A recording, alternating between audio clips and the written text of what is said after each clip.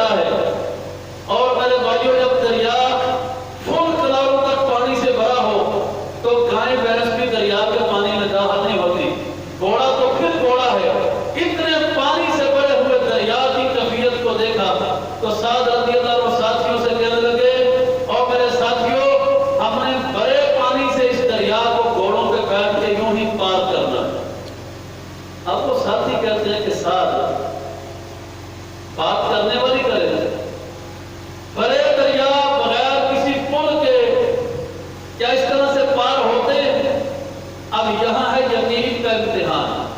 یہاں سعد رضی اللہ تعالیٰ عنہ بولے، ایک ہی جملہ زبان سے عرض کیا، کہتے ہیں حسبنا اللہ و نعم الوکیل، ولا حول ولا قوت الا باللہ العلی العظیم۔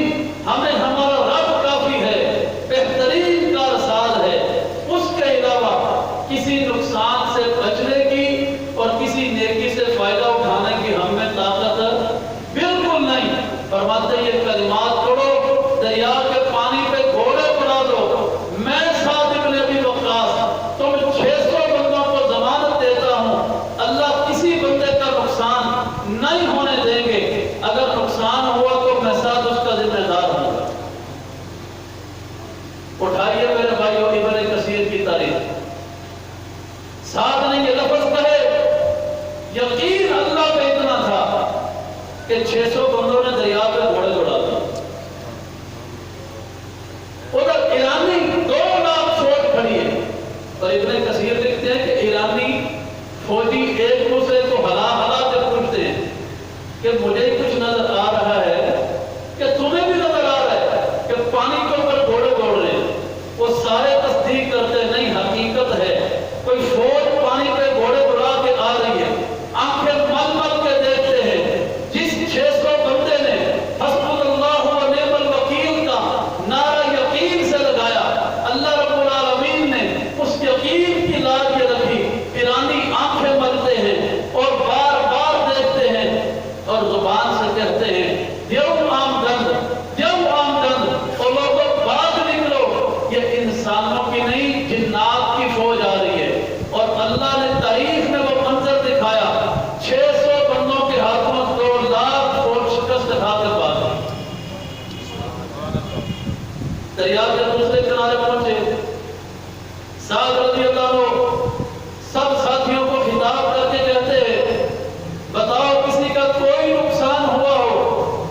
ایک بندہ وہاں پہ کھڑا ہوا، اب یہاں بھی اللہ نے اپنے بندے کی یقین کو دکھانا تھا۔ وہ کہتا صاحب میرا پانی پینے کا پیالہ کہیں پہ دریا میں گر گیا۔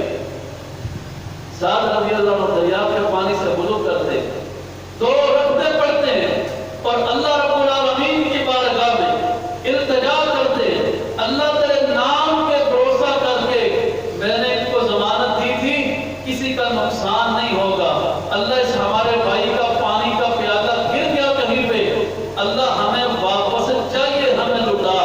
اور بھائیوں اللہ سے یقین اور مانگنے کے انداز یوں ہونے چاہیے۔ امام الانبیاء صلی اللہ علیہ وسلم نے فرمایا جب تم میں سے کوئی اللہ سے دعا مانگے وَلْيَعْزِمِ الْمَسْأَلَةَ، پختہ یقین سے مانگے، میرا رب ہر چیز پہ قادر ہے، وہ اس طرح سے مانگتے تھے۔ اللہ پیالہ گرا ہے واپس چاہیے، اللہ نے بندے کے یقین کی وہ لاج رکھی۔ دریا کی لہروں میں شورش پیدا ہوئی، طغیانی آئی، لہر آئی، پیالہ باہر پھینک کے واپس چلے گئے۔ یہ ہے میرے بھائیو یقین، یہ ہے یقین۔ آج اللہ کی قسم ہماری دعاؤں میں اگر اثر نظر نہیں آتا تو وجہ یہ ہے ہمیں رب پہ پورا یقین ہی کوئی نہیں۔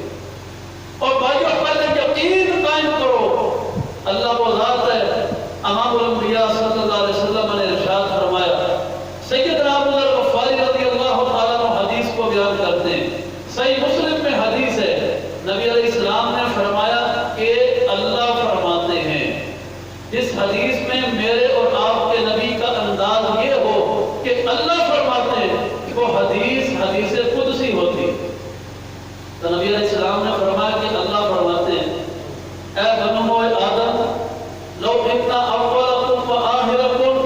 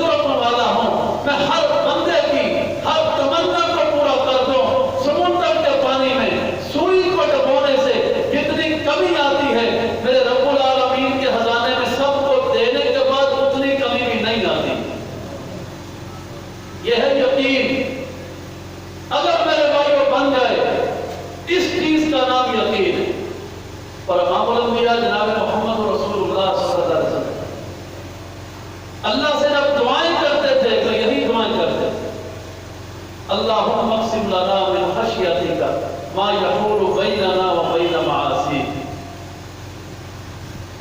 اللہ ہمیں اپنی وہ خشیت اور خوف نصیب فرما، ادھر گناہ دعوت دے رہا ہو، ادھر تیرا خوف اللہ ہمارے قدموں کو روک دے کہ اس طرف نہیں جانا ہے۔ ومن الیقین ما یحتم علینا مصیبات الدنیا، دنیا کا بڑا سے بڑا غم کیوں نہ ہو، اللہ اپنی ذات پہ یقین وہ نصیب فرما کہ اللہ دنیا کا کوئی غم ہمارے لیے غم رہے گا۔ یہ میرے نبی کی دعائیں ہوتی۔ جب میرے بھائیوں یہ امت یقین سے خالی ہوئی تب اس کو امت کے دشمنوں سے مار پڑی۔ جب تک یقین تھا تب تک اس امت کو ہوا کچھ نہیں، تب تک اس امت کی طرف کسی کی جرأت نہیں ہوئی نظر اٹھانے کی۔ اور میرے بھائیوں جن لوگوں کے یقین اللہ پہ بندھ جاتے ہیں ان کی نمازوں کے انداز بھی اور ہوتے ہیں، ان کی زندگیوں کے طرز عمل بھی اور ہوتے ہیں۔ آپ عروہ بن زبیر رحمۃ اللہ علیہ کا واقعہ سیرت کی کتابوں میں اٹھا کے پڑھیے، میں پہلے بھی بیان کر چکا ہوں، دوبارہ بیان کرتا ہوں چونکہ موضوع کے متعلقہ ہے۔ عروہ بن زبیر رحمۃ اللہ علیہ ٹانگ میں تکلیف پیدا ہوئی اور مرض بڑھتا گیا۔ وقت کے بادشاہ ولید بن عبد الملک نے شاہی طبیبوں کو حکم دیا کہ عروہ کا علاج کیا جائے۔ عروہ بن زبیر رحمۃ اللہ علیہ جو مرض کو علاج کرتے گئے مرض پھیلتا گیا۔ شاہی طبیب آ کے کہتا ہے ولید بن عبد الملک سے کہ وقت کے بادشاہ اگر عروہ بن زبیر کو بچانا ہے ان کی ٹانگ کو کاٹنا ہوگا۔ بادشاہ حضرت عروہ بن زبیر کے پاس آتا ہے، کہتا ہے کہ حضرت آپ کی جان ہمیں بڑی عزیز ہے لیکن آپ کو بچانے کا ایک ہی حل ہے، آپ کی ٹانگ کو کاٹنا ضروری ہے، ورنہ یہ مرض آپ کے پورے جسم میں پھیل سکتا ہے۔ تو کیا آپ اجازت دیتے ہیں ٹانگ کاٹنے کی؟ عروہ بن زبیر فرمانے لگے اگر میرے رب کو یوں ہی منظور ہے تو کوئی مسئلہ نہیں۔ شاہی طبیب ایک پیالے میں مشروب لے کے آتا ہے اور لا کے کہتا ہے عروہ بن زبیر سے پی لیجیے۔ عروہ بن زبیر کہتے ہیں کس لیے؟ کہتا ہے حضرت ہم نے ٹانگ کاٹنی ہے، اور میرے بھائیوں آج کا دور نہیں تھا، وہ پرانا دور تھا، آری چلا کے ٹانگ کو کاٹنا ہے، آپ تکلیف برداشت نہیں کر پائیں گے اور یہ آپ مشروب پینے کچھ دیر کے لیے بے ہوش ہو جائیں گے، ہم اس دوران ٹانگ کاٹ لیں گے۔ عروہ بن زبیر کی زبان سے نکلا یہ بتاؤ اس بے ہوشی سے دوبارہ ہوش میں آنے کی ضمانت کسی کے پاس ہے؟ سارے طبیب خاموش ہے، کہتے ہیں دوبارہ ہوش میں آنے کی ضمانت کوئی نہیں۔ پھر عروہ نے اپنا تعارف کروایا، کہا اگر دوبارہ ہوش میں آنے کی ضمانت کوئی نہیں تو میں اس مشروب کو پیوں گا نہیں۔ جب سے میں نے ہوش سنبھالی ہے میری ماں نے مجھے اللہ کا ذکر کرنے کا پابند بنایا ہے، میں نے تو کبھی اللہ کے ذکر کو چھوڑا نہیں، اور اس تکلیف کے عالم میں اللہ کے ذکر کو چھوڑ دوں یہ ممکن نہیں۔ اور ماں کون سی بلا تھا؟ وہ حضرت اسماء رضی اللہ تعالیٰ عنہا۔ وہ اسماء جب میرے نبی مکہ سے مدینہ ہجرت کرنے لگے تھے اس اسماء نے بڑی محبت سے کھانا تیار کیا، کھانا باندھنے کے لیے کپڑا کوئی نہیں ملا، سر کے لیے دوپٹے کو پھاڑ کے اسماء نے دو حصوں میں کیا، آدھے دوپٹے میں کھانا باندھا، آدھا اپنے سر پہ رکھ دیا، امام الانبیاء کی خدمت میں وہ کھانا پیش کیا۔ میرے نبی اسماء کے اس جذبے کو دیکھ کے اتنے خوش ہوئے، آپ کی زبان سے نکلا اسماء اس آدھے دوپٹے کے بدلے کل قیامت کے دن میرا رب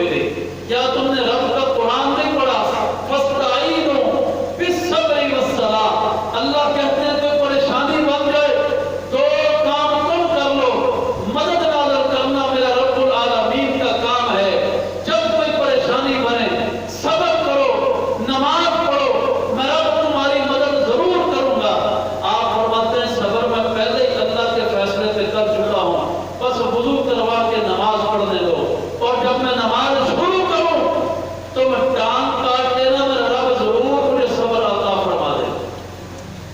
جن کے یقین ہوتے ان کی ادائیں میرے بھائیوں اور ہوتی.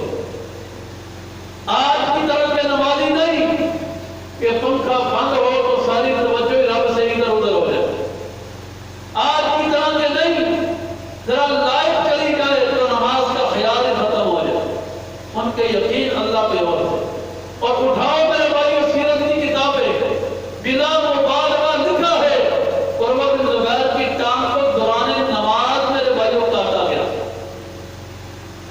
یہ یقین ان لوگوں کے نماز مکمل ہوئی، عروہ بن زبیر کٹی ہوئی ٹانگ پاس پڑی. اب یقین کی دوسری صورت دیکھیے، عروہ بن زبیر اپنی کٹی ٹانگ کو یوں اپنے ہاتھوں پہ اٹھا لیتے اور اپنے رب کی طرف منہ کر کے کہتے پروردگارا مجھے تیری رحمت پہ یقین ہے، قیامت کا دن ہوگا جب تو اپنی محبوب کو جنت میں بھیجے گا، اللہ مجھے بھی جنت میں ضرور بھیجے گا. اور مجھے یہ بھی یقین ہے میرے جنت میں جانے سے پہلے میری ٹانگ اللہ تیری جنت کا حصہ بن چکی ہوگی. کیوں کہ پروردگارا جب سے ان ٹانگوں کو تو نے چلنے کی ہمت دی ہے، میں نے ایک قدم بھی کبھی تیری نافرمانی کی طرف نہیں اٹھایا. یقین یوں ہی نہیں بنتے، پوری زندگی کے بارے میں دعویٰ ہے اللہ میں نے کبھی ایک قدم بھی تیری نافرمانی کی طرف نہیں اٹھایا. اور میرے بھائیوں آؤ ذرا اپنا بھی جائزہ دے دے. آج گناہوں کی طرف اٹھتے ہوئے قدم کیوں نہیں رکتے؟ یقین ہی نہیں کہ میرے رب نے ایک دن مجھ سے حساب لے گا. آج ناپ تول میں کمی کرنے والے کے ہاتھ ترازو پہ کیوں نہیں کانپتے؟ اس کو یقین ہی نہیں ایک دن کا اعلان کہ رب نے ان انگلیوں سے جواب کی طرف کرنا ہے. آج آنکھوں سے بے حیائی کے مناظر دیکھنے والوں کی آنکھیں سسکیوں سے آنکھوں سے لبریز کیوں نہیں ہوتی؟ یقین ہی نہیں کہ کبھی کائنات کے رب نے ان آنکھوں سے جواب کی طلب کرنا ہے. اور میرے بھائیوں میری ماں اور بہنوں یہ یقین ہے جو انسان کو بلندی عطا کرتا ہے. اور جب یقین آ جاتا ہے پھر انسان کے آگے کوئی مرحلہ مشکل نہیں رہتا ہے. میرے نبی علیہ السلام کو اپنے رب پہ کتنا یقین تھا. نبی علیہ السلام دو واقعے حضور کی سیرت کے اپنے سامنے رکھیے.